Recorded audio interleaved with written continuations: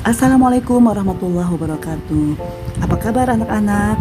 Ibu ucapkan selamat datang di SMP Negeri 2 Penajam Pasir Utara.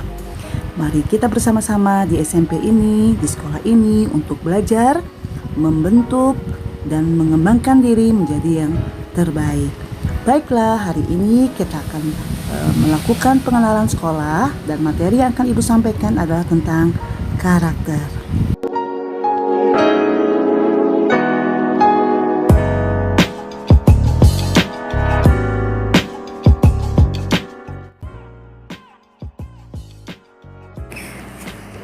Berdasarkan Undang-Undang Sistem Pendidikan Nasional Pasal 3 menyebutkan bahwa pendidikan nasional berfungsi mengembangkan kemampuan dan membentuk karakter serta peradaban bangsa yang bermartabat dalam rangka mencerdaskan kehidupan bangsa. Yang kedua, pendidikan nasional bertujuan untuk berkembangnya potensi peserta didik agar menjadi manusia yang beriman dan bertakwa kepada Tuhan Yang Maha Esa, berakhlak mulia, sehat, berilmu, cakap, kreatif, mandiri, dan menjadi warga negara yang demokratis serta bertanggung jawab. Langkah-langkah dalam membentuk karakter yang pertama adalah mengamalkan ajaran agama yang dianut. Di sini kita akan belajar supaya kita semuanya memiliki kemampuan menjalankan agama. Untuk yang Islam misalnya sholat 5 waktu, berpuasa Ramadan, membaca Quran, dan ajaran-ajaran agama yang lainnya. Begitupun untuk agama yang lain.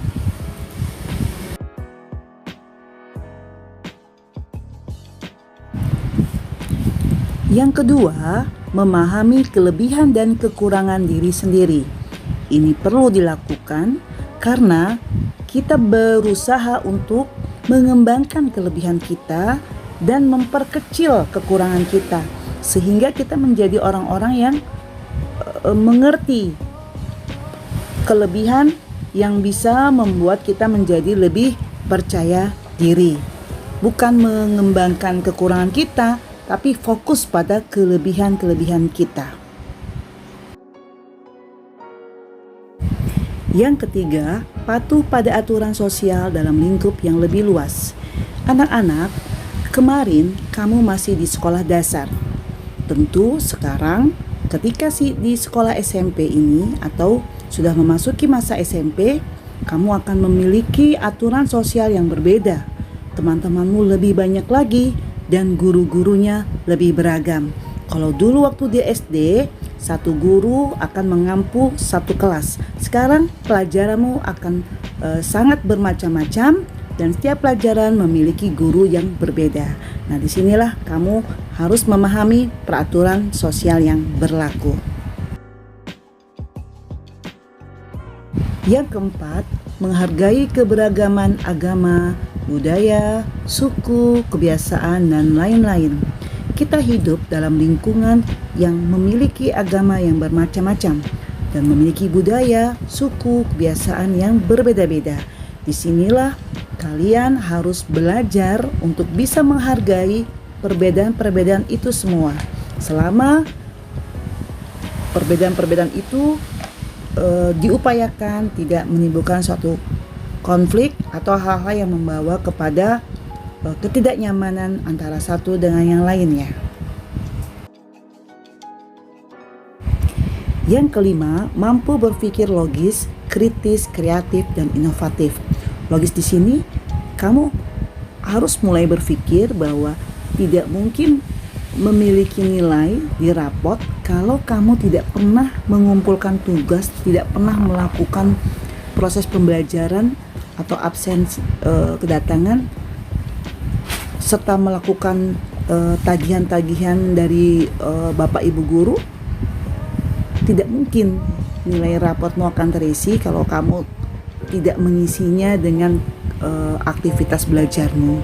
Juga berpikir kritis, berpikir yang semacam kalau ada yang salah kamu boleh memperbaiki. Itu namanya kritis ya. Misalnya harusnya belajar itu harusnya tidak boleh keluar tanpa masker, tapi ada yang keluar dengan tanpa masker. kamu boleh protes. Ini tandanya kamu kritis ya. Kemudian kreatif, kamu bisa menciptakan inovasi atau gaya-gaya pembelajaran yang baru. Misalnya kamu ketika mengerjakan tugas secara daring misalnya, atau belajar dengan cara yang masing-masing memiliki kreativitas. Yang penting kamu memahami pembelajaran dan mampu melakukan proses pembelajaran dengan baik. Yang terakhir, yang keenam ya, disiplin, selalu memperbaiki diri, gemar membaca, dan memiliki empati pada orang lain. Pertanyaannya ya, kenapa pandemi COVID-19 di Indonesia lama sekali berakhirnya? Salah satu jawabannya adalah karena tidak disiplin. Negara-negara maju sudah banyak yang mulai berdamai dengan virus ini. Ya, kita tidak disiplin, tidak mau pakai masker. Begitu juga dalam belajar, tidak mau disiplin mengerjakan tugas, sehingga akhirnya tugas bertumpuk. Tidak disiplin untuk membaca buku. Nah, selanjutnya selalu memperbaiki diri. Namanya pelajar, kita ingin selalu menjadi orang yang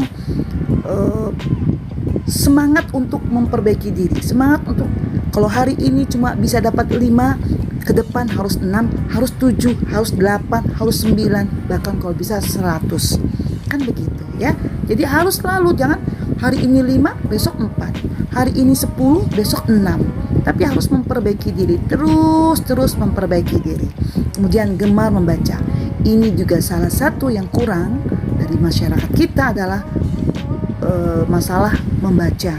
Sangat malas membaca, lebih senang main game, lebih senang membaca status orang, lebih senang melakukan hal-hal yang tidak bermanfaat. Padahal dengan membaca, kamu akan memiliki ilmu yang begitu banyak, dan kamu akan mengetahui berbagai hal yang akan memperkaya hasanah pengetahuan. Selanjutnya adalah empati pada orang lain, ya, peduli. Biasanya ini anak-anak nih suka manggil-manggil temannya dengan pakai nama orang tuanya, ya. Ini nggak empati nih, dan ini tidak memiliki rasa peduli pada orang lain. Atau misalnya ada teman yang orang tuanya pekerjaannya mungkin sesuatu yang buat dia bisa dibuat bahan tertawaan, akhirnya bisa menjadi bahan lelucon atau bahan ketawaan antar teman. Ini sesuatu yang tidak menunjukkan empati ya. Ketika teman tidak ada, kita bisa ikut merasakan bagaimana rasanya nggak punya.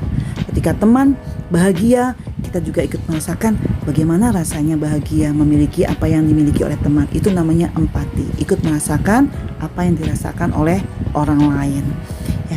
Demikian anak-anak, itu saja materi dari Ibu. Mudah-mudahan ini menjadi penyemangat bagi kamu untuk sama-sama meraih kesuksesan di SMP Negeri 2. Assalamualaikum warahmatullahi wabarakatuh.